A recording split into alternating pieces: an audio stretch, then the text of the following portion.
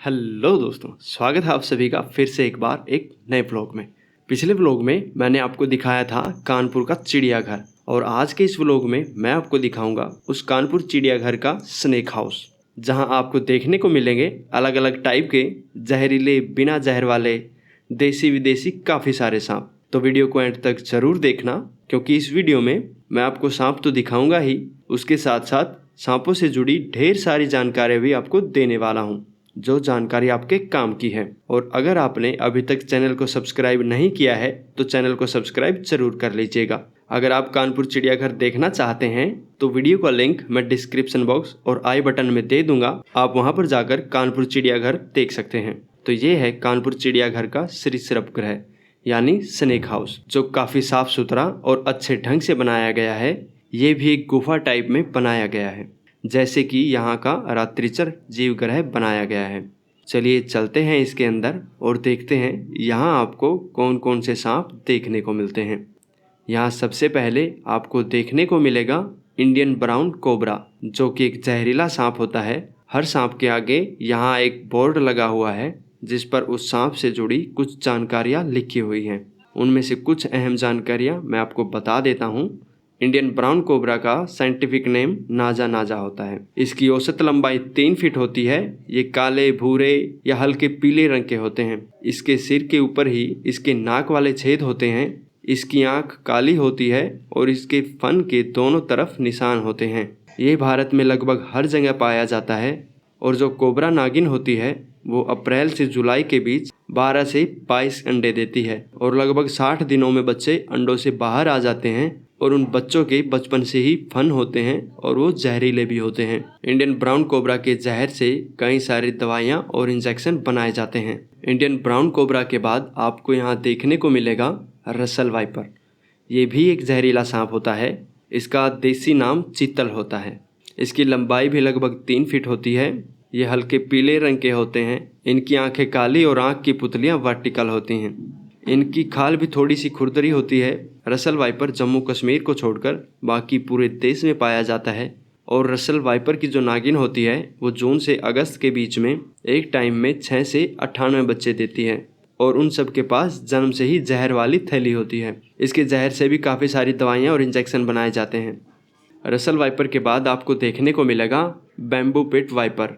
ये भी एक जहरीला सांप होता है। इसकी लंबाई 1 फुट 3 इंच के आसपास होती है और इसका सिर ट्रायंगुलर होता है। यह देश के पूर्वी और पश्चिमी घाटों पर ज़्यादा पाया जाता है। इसकी नागिन जून जुलाई में एक टाइम में 6 से 15 बच्चे देती है। ये सांप ज़्यादातर पेड़ों पर ही पाए जाते हैं। बैम्बू पिट वाइपर के बाद आपको यहाँ देखने को मिलेगा इंडियन रॉक पाइथन, जिसको हम अजगर भी कहते हैं। ये जहरीले नहीं होते। इनकी लंबाई 9 से 10 फीट तक होती है।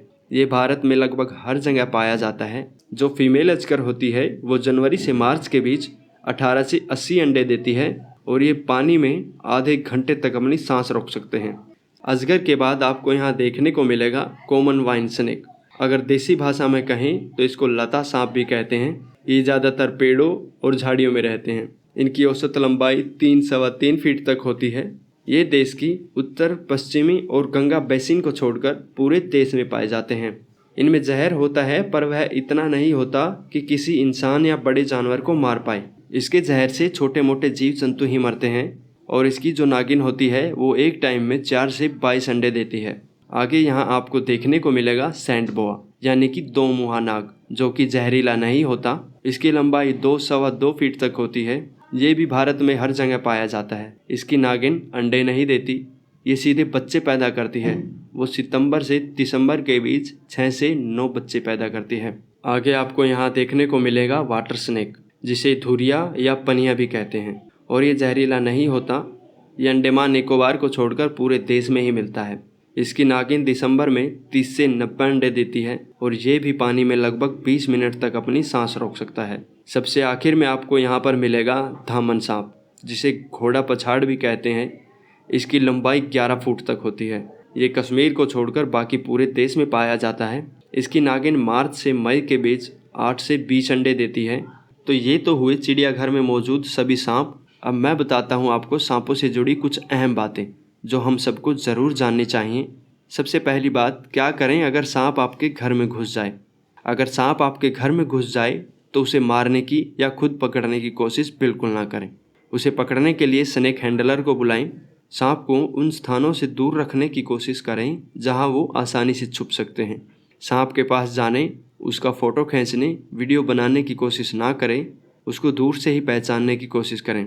अगर उसके सर पर ट्रायंगल की शेप के स्केल हैं तो वह जहरीला हो सकता है। सांप से दूरी बनाए रखें, उसे लंबी छड़ी या डंडे की हेल्प से दूर छोड़ाएं।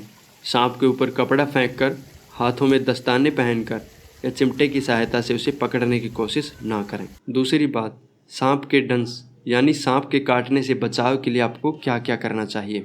हमें घर के आसपास फालतू का सामान जैसे पत्थर के टुकड़े, टाइल्स, कूड़े के ढेर नहीं लगाने चाहिए। अगर हम किसी ऐसी जगह जा रहे हैं जहां पर सांप होने का चांस हो सकता है तो हमें वहां शांति से और सावधानी से निकलना चाहिए। अगर हम जंगल से जा रहे हैं तो सर पर टोपी लगानी चाहिए जो हमें पेड़ों पर रहने वाले सांपों से बचाएगी। ज़मीन पर भी सावधानी से पाँव रखना चाहिए। ऐसी जगहों पर लंबे जूते या गन बूट्स ही पहनने चाहिए। सांप सर्दियों में गर्म जगहों पर और गर्मियों में ठंडी जगहों पर छिप जाते हैं, तो आप मौसम के हिसाब से इन बातों का ध्यान रखें और कहीं ऐसी जगहों पर जाने से पहले आसपास देख लें। अगर उसके बाद भी आपको सांप काट लेता है तो उसके कुछ लक्षण होते हैं जिनसे आप जान सकते हैं कि आपको किस सांप ने काटा है। अगर आपको किसी नाग ने काटा है तो नाग के काटने के आधे घंटे के भीतर काटे हुए स्थान पर सूजन आ जाएगी, अंग कमज़ोर हो जाएंगे और पलकें सूख जाएंगी। पलकों को खुला रखना कठिन होता है। पीड़ित व्यक्ति को पसीना आने लगता है और उल्टी होने लगती है। अगर पीड़ित व्यक्ति को उपचार ना मिले तो उसके सांस की मांसपेशियां लकवा होने से उसकी मौत हो सकती है। जो करैत सांप होते हैं उसके जहर के दांत छोटे होते हैं। उसका जहर नाग की तुलना में अधिक शक्तिशाली होता है। उस सांप के काटने के अधिकांश लक्षण नाग के काटने के समान ही होते हैं, लेकिन उसके काटने से सूजन और जलन नहीं होती। इसके काटने से पेट और जोड़ों में तेज दर्द होने लगता है। चीतल सांप के काटने से उसके काटे हुए स्थान पर तेज दर्द होता है और सूजन आ जाती है। कभी कभी प्रभावित अंगों पर फफोले भी पड़ जाते हैं, धड़कनें अनियमित हो जाती हैं। इसके काटने से नाक, मुंह और मूत्र से खून आने लगता है। रसल वाइपर के काटने से काटे हुए स्थान पर जलन का एहसास होता है, प्रभावित अंगों में जहर फैल जाता है और पीड़ित व्यक्ति को कमजोरी महसूस होने लगती है।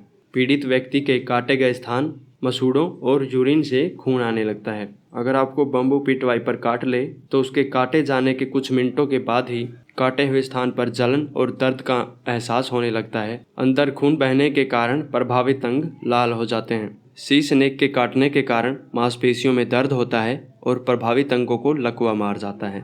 दंश के 3 से 6 घंटों में मूत्र का रंग गहरा लाल या लाल भूरा हो जाता है। इनके अलावा भी कुछ बातें होती हैं जिन पर हमें ध्यान देना चाहिए।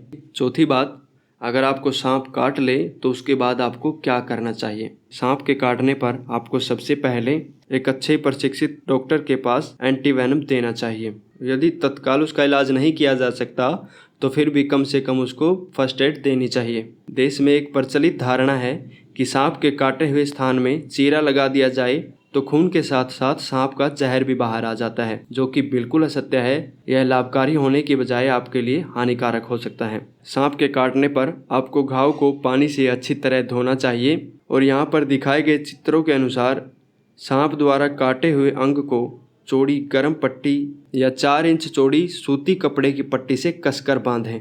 प्रभावित अंग को लकड़ी की फट्टी के साथ पट्टी से बांधें ताकि प्रभावित अंग सीधा बना रह सके। इसे तब तक न खोलें जब तक डॉक्टर के पास ना पहुंच जाएं। यदि वाइपर सांप ने काटा है तो काटे हुए स्थान को बिल्कुल ना बांधें।